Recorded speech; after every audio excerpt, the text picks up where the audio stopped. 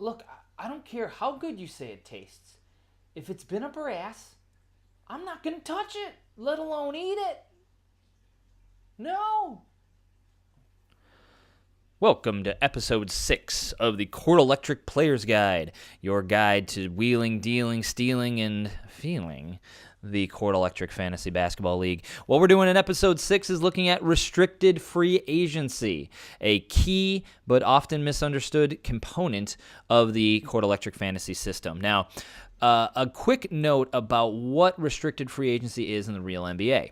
Now, restricted free agency in the real NBA is a process where real teams can have the opportunity to draft or to sign players that are off their rookie contracts to a deal. It allows for other teams to be able to get players that have been drafted before. It's the first possible taste of free agency that a rookie has. But the reason that it's restricted free agency is that once that player is leaving his rookie deal, another team can sign that player to an offer sheet for whatever contract that they have available under the cap, what have you.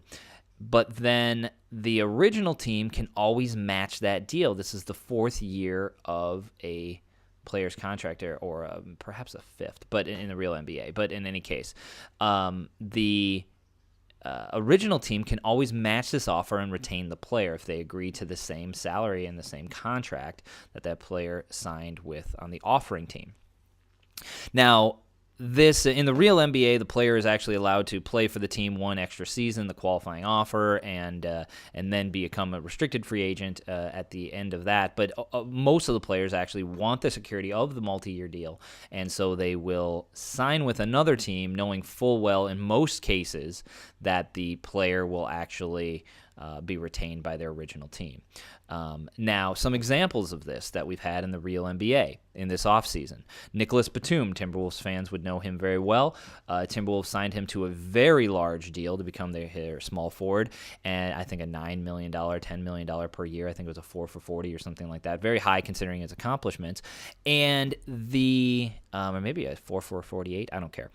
The Portland Trailblazers matched that deal. So Nicholas Batum chose to sign that deal for the security, for the high contract, knowing full well that Portland was likely to re-sign. Now, you'll see a lot of times players will kind of say things to insinuate that they really want to go to the new team, and it gets a little acrimonious, but ultimately it comes down to money. That player, if Nicholas Batum really didn't want to play for the Portland Trailblazers, he would have never signed that contract, played out his 1 year qualifying offer, and then simply become an unrestricted free agent if he really didn't want to play for Portland. So that's one example of a player that was signed to an offer sheet. Timberwolves signed Batum to the offer sheet, and then he was brought back by the Trailblazers. Now, another one that went the other way was the Pelicans signing Tyreke Evans. Tyreke Evans was signed to a 4-year. That one was 4-year, 48 or 4-year, $44 million contract. Pelicans signed that deal. Sacramento Kings let him go, so he became a Pelican. Now it's restricted free agency. Brandon Jennings went to the Detroit Pistons in restricted free agency. So that was a player that was let go. Jeff Teague was the opposite. The Milwaukee Bucks signed him to become their point guard, but the Hawks decided to match him and keep that talent. So it's a balance between how much you want the player, not wanting to lose an asset, things of that nature. Now, this works the same way or very similar way in our league for the rookies. So if you have these rookie players, as we can see kind of down the line here, this various list of them, all the guys that were from 3 years ago: Kawhi Leonard, Klay Thompson.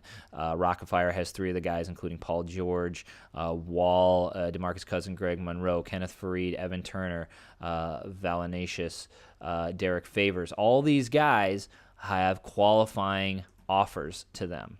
So in restricted free agency, another team can bid on these players and attempt to sign them away. Now, these teams do have the opportunity to match on those players that have these offers, and we'll talk about that more in just a second. Now, so there are the players leaving rookie contracts. The other big piece is that this is different from the real NBA.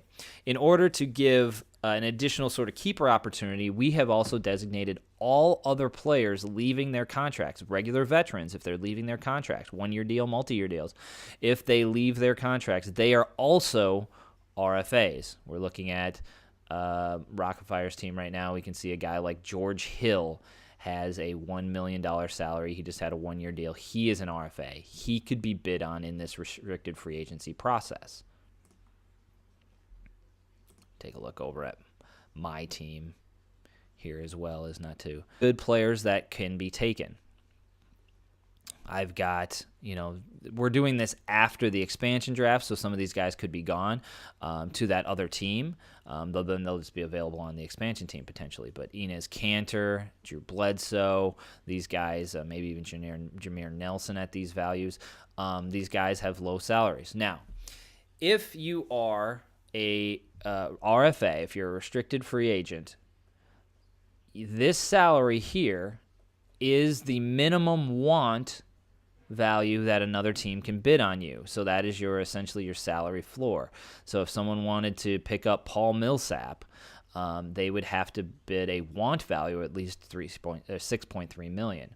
Now, if they did bid on Paul Millsap and got him, I let him go, $6.3 million. They could sign him to a one-year deal for $6.3 million, or it could be less if they do a 2 or 3 year deal, based on that want value as we look at under the contract values. So they could sign him to a 3-year deal, $6.3 million. They could sign him to a 3-year deal that actually starts at a lot less, $3.4 million. But to Millsap, he likes the protection. He'll take that. He's willing to take that salary cut for the ability to have a longer-term deal and the security that provides. So how this process goes. Each team has one opportunity to bid on one player, and this is very key, one opportunity to bid on one player in restricted free agency. So there's 12 players that will be bid on, or 12 bids, more accurately. A team could pass if they want to. Now, that is going to be an order of record. So the best team goes first, last team goes last. And the reason for that is the best teams, restricted free agencies, first want to talk to the best teams in the league, and so they'll have first opportunity. But ultimately, it's best to be the organization going last because the last organizations have the last word. Because in theory, other teams, you can see what's kind of going on around the league, and players can be bid on multiple times, and so you have the last word about who to get. So first, best record goes first, last record goes last. How this process will work. The first team will go up, so I think that last year that'd be the G. Hill Phillies or someone, however that order goes. But they have an opportunity to sign one player to an offer sheet, the want value. Let's say that they wanted to sign let's go with Eric Bledsoe, off my team, $500,000. Now they have to bid at least $500,000 want. Now that's very cheap, and they knew I'd probably match at that value, so maybe they bid $3 million want. I can choose to match or let them go. If I match, I have to keep Eric Bledsoe. Now I already have 6 players, so I'm going to have to deal with that. I would have to deal with that before the auction because I already have 5 keepers, and that would put me over the max. I'm going to have to do something like if I did match, I'd have to amnesty Eric Gordon or try to have a trade for somebody. I'd have to figure out my salary. I can match if I want to, and I can even match and go over the half cap. It's the one exception that you can go over the half cap to match a guy, but I cannot have 6 keepers. So I can match him, and I will have to keep him, but I would have to get rid of one of these other guys. So, that's something I would have to deal with. If I let him go, then the other team would have to keep him. G. Hill Phillies, for example, would have to keep that player that they signed. Now, he's already over the cap. He's still allowed to bid and still allowed to do this process, but he is real world. He'd have a real problem on his hands for signing somebody else because then he's going to have to amnesty Monta Ellis, maybe trade Darren Williams, or amnesty them both. Who knows? Because he's got a serious cap problem right now, $15 million over the half cap, the keeper cap. So he's going to have to make some hard choices. But he is able to do that. So you go through each team, bids one time, the team can match. Whoever gets that player, whichever one of those, the offering team or the signing team, the original signed team, has to keep that player. It's going to be locked in as a keeper for them, one of their 5 keeper guys. So other players are lower priority.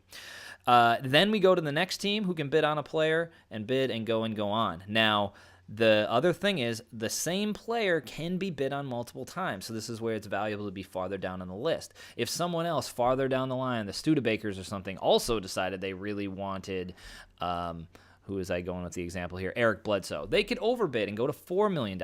Let's say in this example, G. Hill Filas bid $3 million. I let Eric Bledsoe go.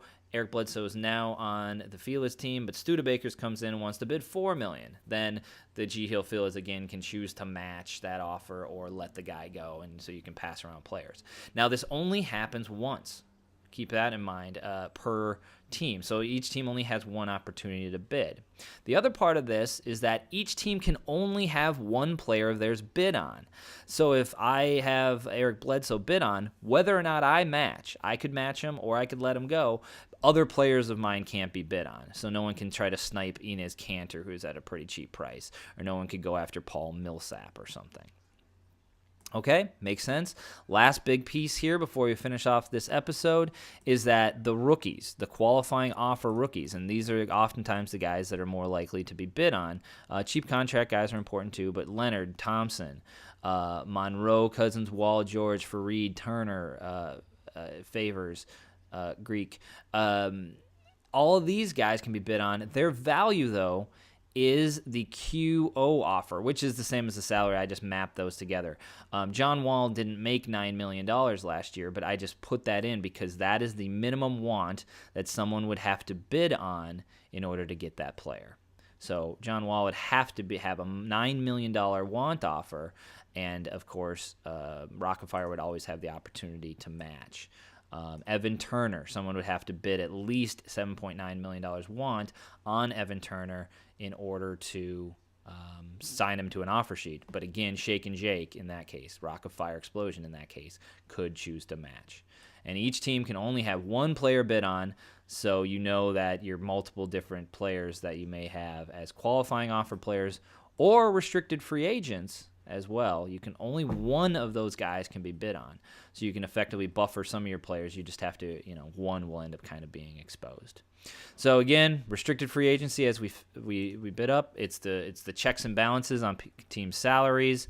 It allows teams to bid on players that have left their rookie contracts, as we see here under QOs. It also allows teams to bid on RFA type players, Nene, Hickson, that whose contracts are finished. Each team bid on one player, and you can always match if you want. You can always bid if you want, but you're going to have to reconcile that with the 5-keeper to $29.3 million keeper cap coming through. Thanks for this episode, listening, and we'll be back at you shortly.